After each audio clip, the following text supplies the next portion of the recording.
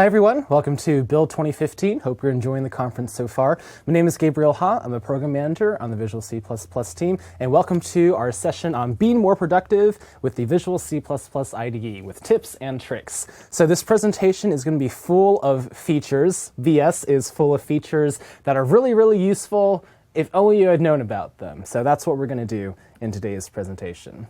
I wanted to give you guys a quick overview of what we'll be going through in the demo. So there's sort of categories of features that we're going to go through. First and foremost is using Visual Studio without a VS project, because this entire presentation is useless if you can't actually get your code inside Visual Studio to take advantage of the features that it has. So I'm going to show you some ways that you can do that even if you don't have a VS project. Second is finding things around the IDE. This category, it helps you to recall either features or parts of your code as you're exploring around, where you know it's probably in there, but you're just not quite sure where the exact location is. So these features will let you quickly usually type stuff in and go exactly find what you want. Next, we have formatting. Formatting is a pretty sensitive thing amongst developers. Just going to go through some of the formatting features in VS 2015 that you can take advantage of to personalize and customize your own code. Fourth is refactoring. Refactoring is a new experience that is part of VS 2015 from previous editions of Visual Studio. I'm going to go through a couple of neat little tips and tricks that are sort of hidden that you may not have known about at a first glance. Hopefully you'll find those useful as well. And finally, just some miscellaneous features that we still think are really cool, but they don't quite fit into the other categories. So let's get right into the demo. So as I mentioned, the first set of features that we're going to go through is about using Visual Studio without having a Visual Studio project, because this entire presentation is useless if you can't get your code inside Visual Studio to take advantage of all the features that we're going to be talking about. So the first feature that I want to talk about is called Single File IntelliSense. More accurately, it's enabling browsing, IntelliSense, navigation, and other IDE features for standalone files that aren't part of Visual Studio projects. But here around the office, we just call it Single File IntelliSense because the IntelliSense features comprise a major portion of the benefits that you're getting, and you're usually opening a single file while you're at it. So how the feature works is you can go to File Explorer, and basically you'll double-click on usually a CPP or a header file. You can also do the same thing by going inside Visual Studio and going to File, Open File. The feature is going to take some time to process the file, which includes the other sources and headers that are in the same directory as the file that you opened. But once the IntelliSense colorization kicks in like this, that's when you usually know that you're ready to go. So as you can see, I've got reference highlighting here. I can right-click here, perform a go to definition. It'll open that file for me. I'm going to go back to the CPP. If I start performing some edits here, you can see that I can get member list. I've got the IntelliSense quick info. You're basically getting a lot of the benefits of having a Visual Studio project without having a project. Now, there are some limitations to the feature. First, you can't build and run in a single file. And because the feature is only initially designed to look at your current directory, if you have any header files here that are located in places other than your current directory, you won't get IntelliSense for those symbols. Now, there is something you can do to help the IntelliSense along. What you can do is you can open the IntelliSense menu under C++ Advanced, and what I'm using right here is a feature called Quick Launch. I activate it with Control-Q. I'll be talking about this feature a little later in the demo, but I'm just going to type in IntelliSense, hit return, and it'll take me right there. So you can find the single file IntelliSense features under this section. And by default, because of the potential for a lot of squiggles to show up, we disable squiggles. But if you want to turn them on, you can see what things your project is missing. Here, I'm going to switch to a simpler demo to showcase this functionality. So what I have here are two directories. One contains files pertinent to class A, one contains files pertinent to class B. Now, what I have open here in Visual Studio is class A.cpp. You can see that it attempts to include class B.h, but because the only thing inside class A files is class A, single file IntelliSense doesn't know about class B at this time. To demonstrate this, you can see that I can get member lists show up for A, but if I try to do the same thing for B, nothing happens. So to help it out, what I'm going to do is right-click and go to Properties. And by including Class B files in the Include search path, I can help the feature find more information to provide more IntelliSense. And very quickly, you'll see that the squiggle disappeared from here, and if I type in B dot, I get the IntelliSense for Class B. Finally, just as a hint to confirm whether or not you're in single file IntelliSense mode or normal mode, usually under the nav bar, you'll see miscellaneous files instead of the normal project. And by the way, all the navbar functionality works as you'd expect. For our second topic on using Visual Studio without a Visual Studio project, things that build with MS Build, which includes things not built in Visual Studio, will produce a PDB file. As long as you have a PDB, there is an extension for Visual Studio that will reverse engineer a Visual Studio project from the PDB so that you can take advantage of Visual Studio features like browsing, IntelliSense, and navigation. So here I am on the VS Gallery page, just type in PDB project. You'll see there's a version for 2013, a version for 2012. And when VS 2015 goes out, we'll be sure to have something working for that as well. So here in this folder, I have this exe that was produced by a legacy build system, and it also gives me a PDB. I don't have a project, but now that I've installed the PDB project tool, let's see what we can do with it. I'm going to go to File, Open, Project. And if I open my legacy folder, I can see that I can open the PDB as a project. Now in this section up here, it sees the absolute paths that are contained in the PDB. But because your directories in your original machine are probably different from the one in which you're trying out PDB project in Visual Studio, you'll have to help the tool find the new path to where your files are located. So what I'm going to do is map this folder to my repository, where all my files are. Once I do that, you can see that the tool basically filled in the blanks. I'm going to hit Finish, and then I'm going to save the project here. And now I can open the project, use features like Go to Definition, and take advantage of other Visual Studio features. Moving on to our second category of features, this is finding things around the IDE. And the first one that I want to talk about is Quick Launch. The default for Quick Launch is Control-Q, and it's going to put your cursor up here in the Quick Launch box. What Quick Launch does is it can find any command or feature within Visual Studio. Anything that you would access from clicking on the menu items or sub-menu items, you can activate from Quick Launch. So for example, let me do a build of my project right now. And you'll see the familiar output window. Some people like the error list, other people don't. The error list isn't a default window. If you don't quite remember where error list is under one of these up here, you can just go to Quick Launch, type in error list, and it'll show up. Just hit enter, and now you get error list. You're going to be seeing me use Quick Launch constantly throughout this presentation, so I hope it'll be apparent how useful it is. The next feature I want to discuss is Navigate To. The default for this is Control Comma, and what Navigate To does is that it can navigate you to any symbol definition or file in your project. So if you take a look at my Solution Explorer over here, you can see some of my files, and in case my project is really large and I don't want to use my mouse to figure out where these files are located, I can just type it in to navigate to. If I arrow down to different entries, it'll temporarily open that file, and if I want to stick with a file, I can promote it to document. Now I just wanted to point out some things with the search capabilities. If I only wanted to search within member functions of standard class, I can type in standard class, : and it's only going to show me from that class. To reinforce this point, I have two functions called doSomething, one in C-derived class 2 and one in standard class. But if I know I just want to look at the one in C-derived class 2, here's how I can find it. Last thing that I want to mention about Navigate To is this little feature. So if you click on the down arrow here, you'll see there's a search option called Show Details.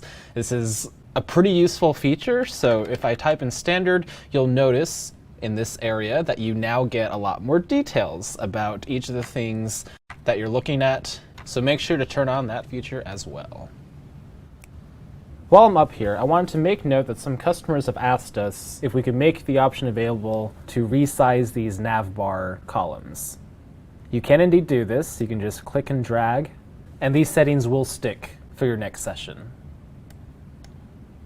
Continuing the topic of finding things around the IDE in your code, I want to talk a little bit about member list. Member list is the autocomplete functionality of IntelliSense. And I want to show you some of the smarts of the feature when it comes to interpreting substrings and subsets of your search. For my first example, there are these 5 methods in string that are very, very similar. Now the thing is that I can type in strcmp and I'll get all of those entries. And also, just by typing in cmp, you can see that it's still not too hard to find the entries you want. I'm going to do a quick go to definition on standard class, and you'll notice that I have some public and private functions. A lot of them involve int, and a lot of them start with the letter F. To go back to where I was before, instead of reaching for my mouse and trying to figure out which one of these files up here was my previous file, I'm going to use the navigate backward feature by typing in Control-. That feature is located here, navigate backward, and navigate forward. This is useful for getting to that place that you just left. So if I type in int I equals sc.f, it's going to initially show me those relevant functions that return an int. Now currently they're relevant because they're public and they start with the letter F, but if I hit Control-J, which is the shortcut for member list, it's now going to show me both public and private functions that start with the letter F. So basically the first invocation of member list removes the accessibility filtering, if there's anything to remove. If I hit it again, what it's going to do is remove any of the textual-based filtering. So now things that don't start with the letter F, but still return something that's relevant to an integer, including Boolean functions, shows up in my member list. To showcase some additional power, let's say I wanted to access function that returns a bool. I can actually just type in ftrab and it'll show up. We're hoping that we'll be able to extend the smart filtering of member lists to navigate to and to other search features as well. In our final category of finding things around the IDE, I wanted to draw some attention to the improvements that we made to find in files. Find in files is an augmented version of the usual Control-F find feature that you find in pretty much any Windows application that has any sort of text. Now to note, find in files isn't C++ specific, but one of the devs on our team did work on improving the feature, so I always like to call it out. Now to showcase some other features alongside this, I'm going to make the demo in real time and then show off the find in files improvements. So to make this demo, what I want to do is declare 27 integer variables, alpha1 through alpha9, beta1 through beta9, and eta1 through eta9. I'm going to put them in a function called function1, and here's what I'm going to do. Instead of typing in int alpha1 semicolon, and then copying and pasting this entry 8 more times, I'm going to hold down the Alt key and the Shift key, and I'm going to hit the down arrow 8 times. What's happening is that a cursor is being created at this column for each of those lines, and now what I'm going to do is type in int alpha semicolon. And now I can quickly enter in the integers. Now to create the beta and eta variables, I am going to copy this and paste it twice. I'm going to do the same thing to edit alpha here. Hold Alt and Shift, and then change this to beta. And to do this slightly faster, I'm just going to hold down the Alt key, and I'm going to click drag on the rest of these alphas. And you can notice that this selection sort of extends to whatever, and I can just type in eta. Now, I intentionally highlighted an extra line just to show you that it's putting a cursor wherever that column selection is happening. So do be careful with it, but it can be pretty powerful. So now I'm going to showcase the Find in Files feature. The shortcut is Control-Shift-F, and I'm just going to type in alpha for now. So as expected, it finds all these alpha results. Now in the past, if you attempted to do a new search, the Find Results window would remove the previous search results and replace it with your new search. This was a little annoying because sometimes you wanted to see the results of 2 or more searches. So what we've introduced now is under Results option, you can click Append Results, and now if I search for beta, I will get those results appended in my Find Results window. Now these search results are editable, so if I was doing a Find in Files for eta, I'm going to get all the results for beta as well. And what I can do is come here and just select everything and hit the delete key, and it'll delete those search results that I don't want to see. Unfortunately, there is no way to undo a delete of your search results. You'll just have to run Find in Files again. Note that I can collapse results, and if I click on the header of the search results and hit delete or even backspace, it'll delete all of those results. Moving on to our next section, formatting. Every developer out there is a unique individual, and many of you have very distinct ways that you like to format your code. We always add a few more formatting options every release to accommodate different requests. So after watching this section, please take some time to reevaluate your settings and see if it's good for the time being to suit your formatting needs. One really cool feature that we have is auto format on paste. Sometimes you receive some pretty badly rendered code that has formatting in it, but it's not really apparent. It'd be pretty horrible if I did a copy paste into my editor and it still looked exactly like this, but with auto format on paste, you get all that code formatted beautifully. Now to access the formatting options, the fastest way to get there is to do Control-Q for quick launch and type in formatting. And if you want to make sure you got C++ formatting instead of C#, just type in C++. I wanted to give you a quick rundown of these formatting options. The general category basically talks about when you want the editor to help you format. Indentation is pretty self-explanatory, talks about how you want the editor to indent your code. Spacing is similar, it's about how you want the editor to space your code. New lines deal specifically with whether to put opening braces and keywords on a new line. And under each formatting option, you'll see a nice little preview of what you can expect if you have that option unchecked or checked. And then, of course, there's wrapping. Also kind of self-explanatory. I wanted to call out a couple of options that we've implemented in response to some customer requests. First, as you saw earlier when I pasted in this code, that was auto format on paste.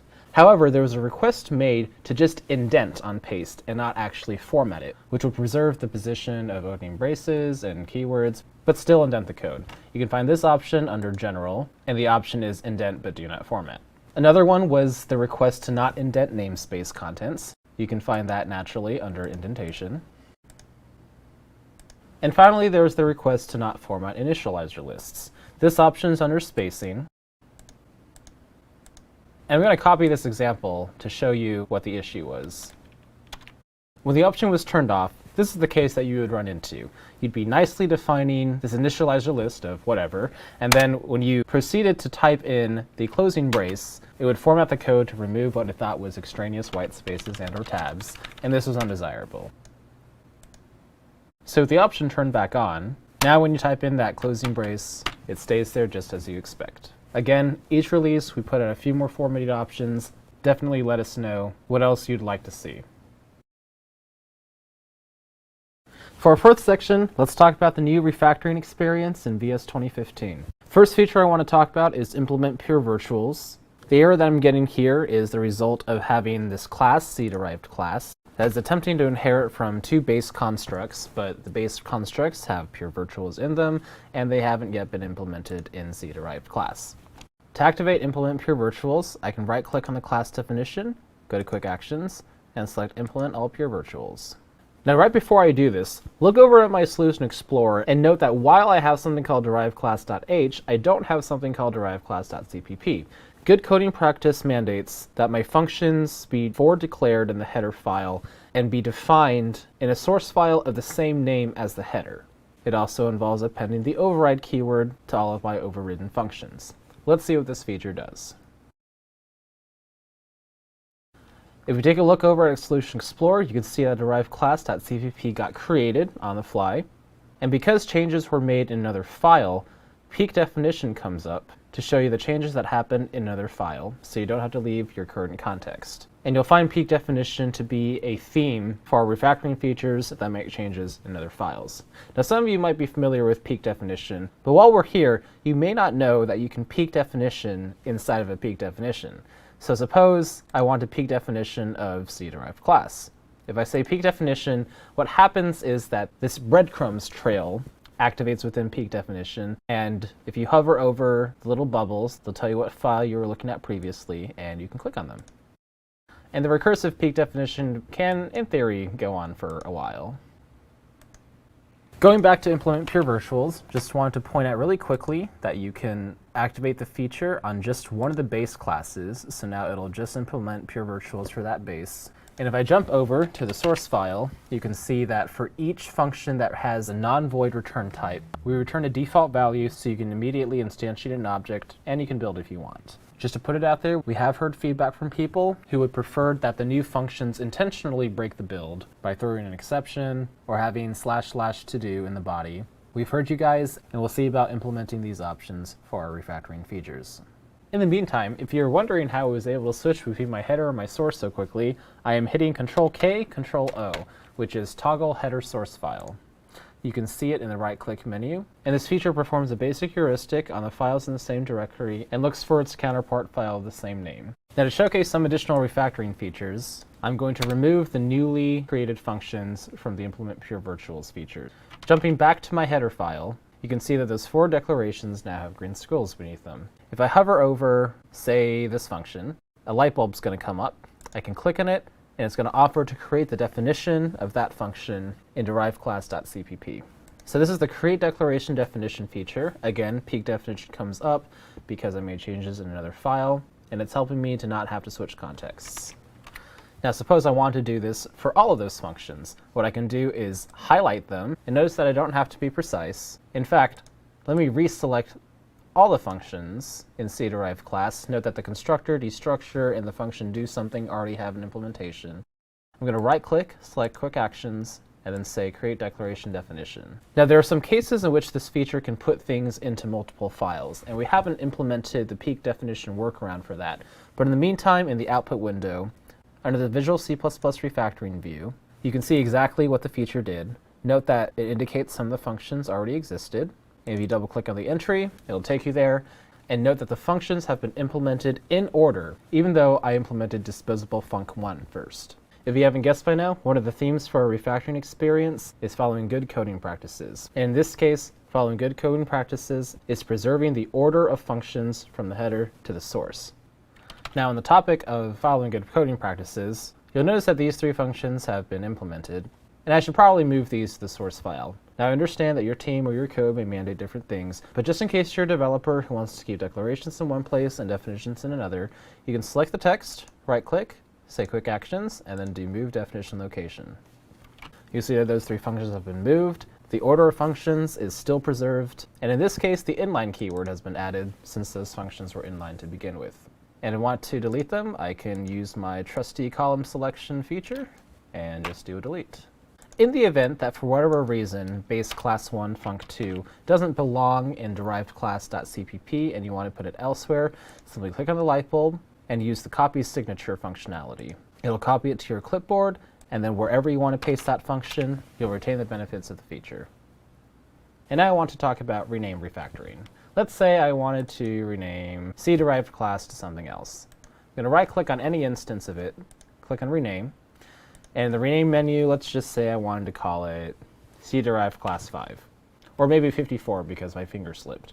Now note that I make reference to C-derived class in a string here, and there's a comment somewhere else in my project where I make reference to it as well.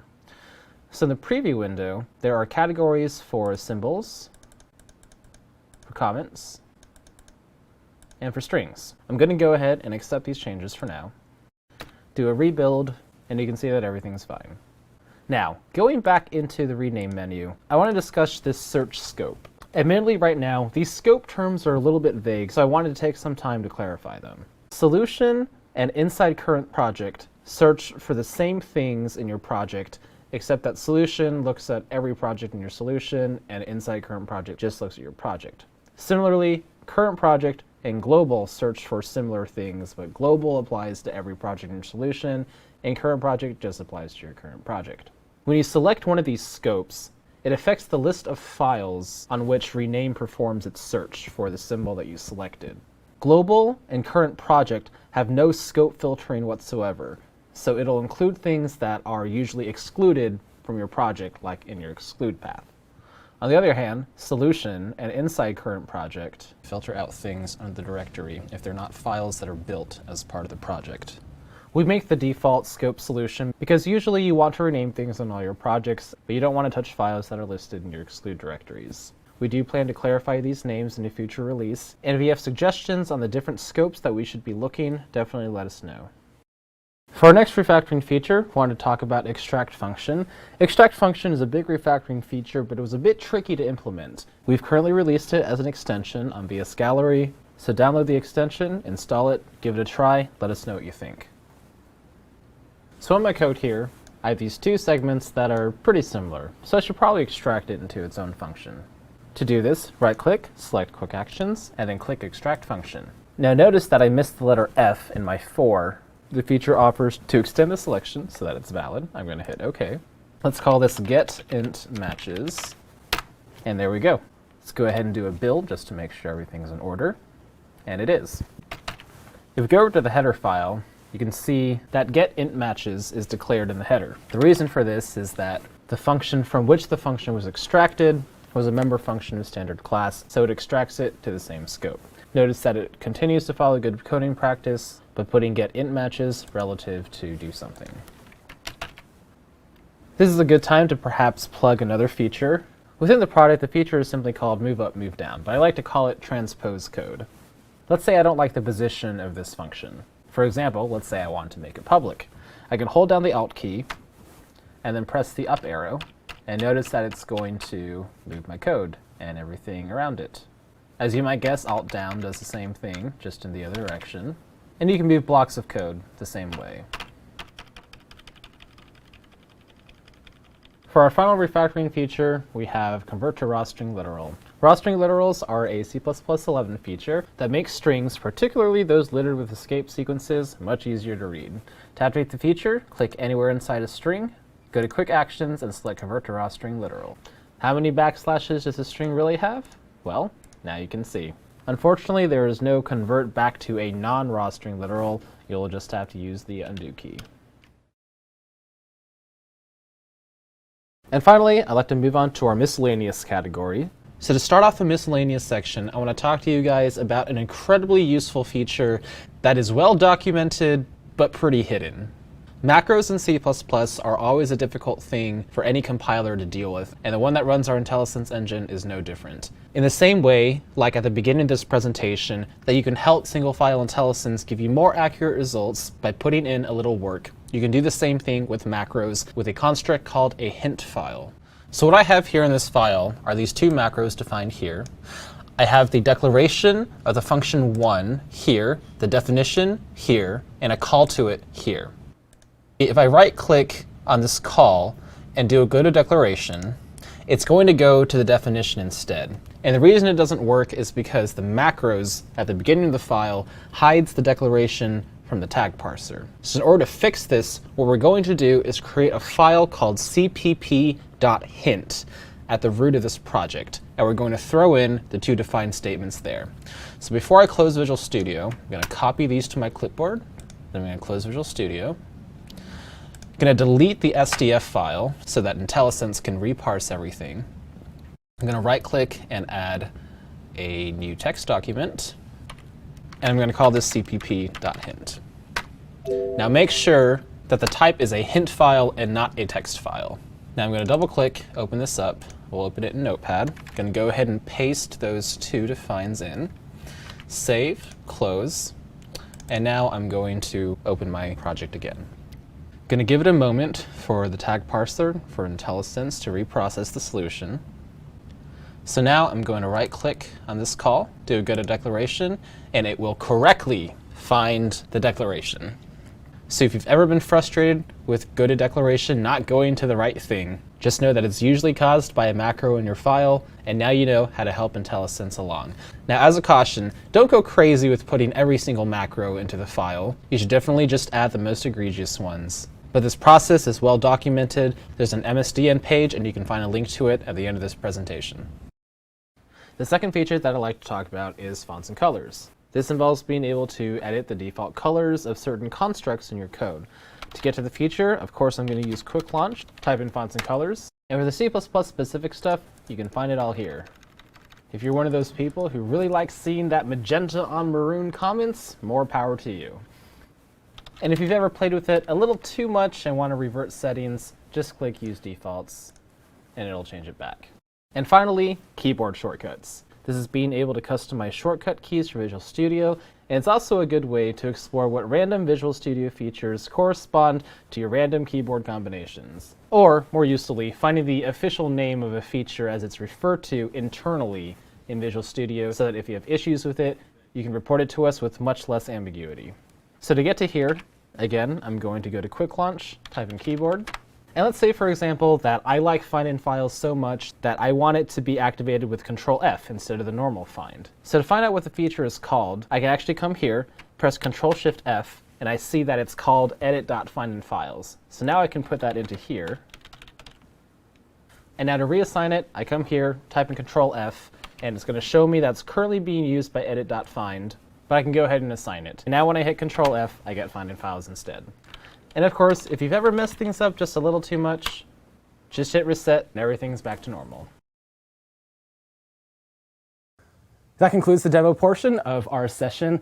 Right here, you'll see all of the features that we just went through, from the categories to the features that I mentioned on the side when I was going through other ones. So here's a big overview summary of what we went through, just to make sure you didn't miss anything.